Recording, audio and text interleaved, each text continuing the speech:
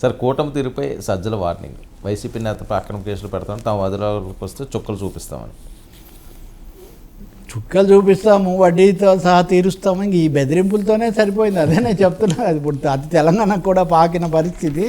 కానీ ఒకటి సజ్జల యాక్టివ్ మోడ్లోకి వచ్చినట్టుగా కనిపిస్తుంది. దానికి రెండు కారణాలు ఉండొచ్చు. ఒకటేమో జగన్మోహన్ రెడ్డిని ఎలాగో వెంటాడుతున్నారు, అరెస్ట్ చేస్తారు అనే ప్రచారం ఒకటి, ప్రచారమే కాదు సూచనలు కూడా బలంగా కనిపిస్తున్న నేపథ్యంలో హూ ఇస్ నెంబర్ 2 అంటే కనీసం పార్టీని నడపడానికైనా. కాబట్టి సజ్జలకు పూర్తిగా మళ్ళీ సకల శాఖ మంత్రి అన్నట్టుగా సకల అధికారాలు పార్టీలో సజ్జలకు వస్తున్నాయనే ఒక అభిప్రాయం ఉంది. విజయసాయి రెడ్డి కూడా తెలియకుండానే ఆయనకు ఆ విధంగా మేలు చేశాడు. ఇంక ఇప్పుడు ఎవరు ఆ తరహా వాళ్ళు ఎవరు లేరు కాబట్టి సజ్జలని.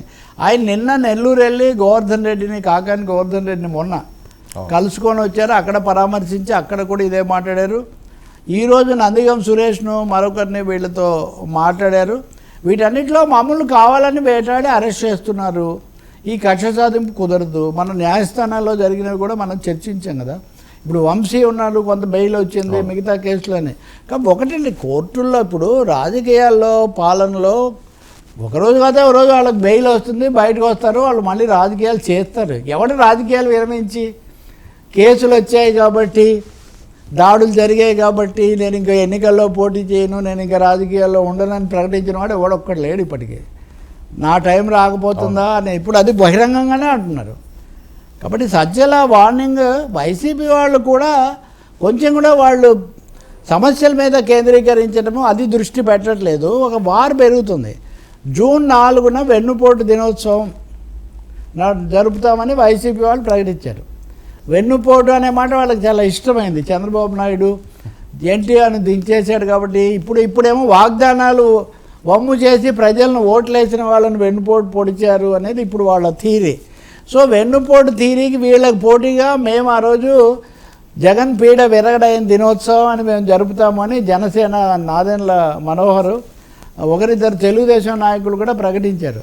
సో జూన్ 4న ఆంధ్రప్రదేశ్లో పోటాపోటీ దినోత్సవాలు జరిగేటట్టుగా ఉన్నాయి. ఇప్పుడున్న అనేక దినోత్సవాలకు తోడు వెన్నుపోటు వర్సెస్ ఇంకో పోటు అన్న పద్ధతిలో ఇది జరిగేటట్టుగా ఉంది.